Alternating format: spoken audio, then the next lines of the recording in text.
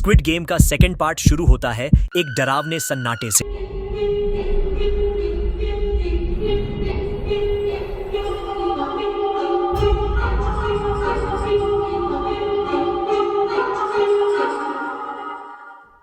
एक ऐसा गेम जिसने पहली बार दुनिया को दिखाया था कि जिंदा रहने की कीमत क्या होती है, और अब वही गेम वापस आ गया है।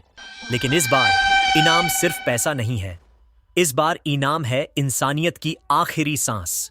पिछले पार्ट के एंड में जब गीहुन ने अमेरिका की फ्लाइट छोड़ दी थी, तभी समझ आ गया था कि यह कहानी अधूरी नहीं थी, अब असली डायरेक्शन में जाने वाली थी। गीहुन अब गेम खेलने नहीं बल्कि पूरे सिस्टम को तोड़ने आया है।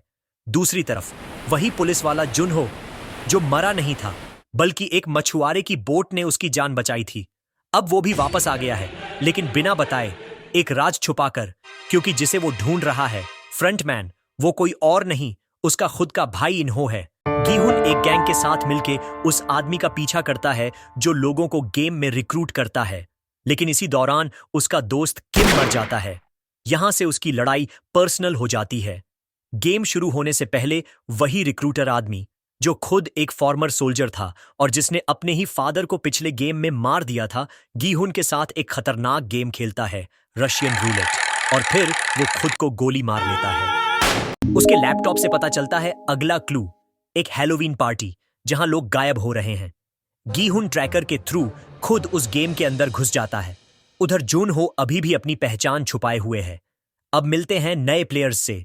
नोयूल, जो नॉर्थ कोरिया से भागी है, म्योंगी, एक क्रिप्टो स्कैमर, और थैनोस, एक ड्रग एडिक्ट रैपर जो इस पूरे गेम को बर्बाद करने आया है। लेकिन सबसे बड़ा ट्विस्ट यह है कि नोयूल प्लेयर नहीं बन पाती, गलती से उसे सोल्जर बना दिया जाता है। वो मास्क के पीछे से सिस्टम तोड़ने का रास्ता ढूंढ रही है। पहला गेम फिर वही है, red light, green light.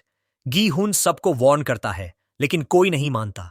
Thanos जानबूझकर गड़बड़ करता है, एक इनोसेंट प्लेयर गिर जाता है और नोयूल बिना सोचे उसे गोली मार देती है। पहले ही दिन काफी लोग मार दिए जाते हैं।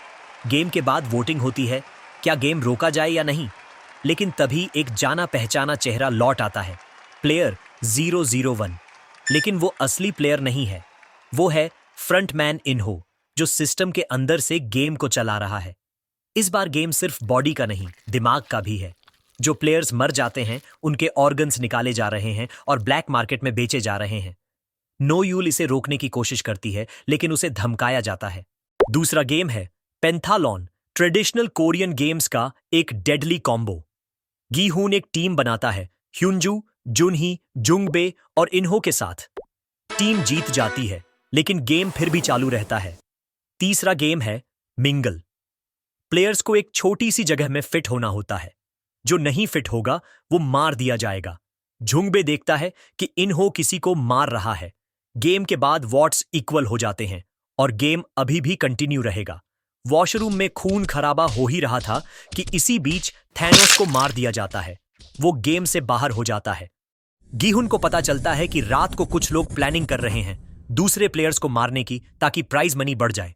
गीहुन एक टीम बनाकर उनका सामना करता है। रात को एक रिबेलियन स्टार्ट होती है। उनका एक टीममेट सोल्जर की गन ले आता है और गेम का सिस्टम हिल जाता है। इन्हो अपनी डेथ का नाटक करता है, लेकिन असल में वो फिर से फ्रंटमैन बन जाता है। अब फ्रंटमैन सामने आता है, वही इन्हो, और गीहुन के सामने झुंगबे को गोली मार देता है।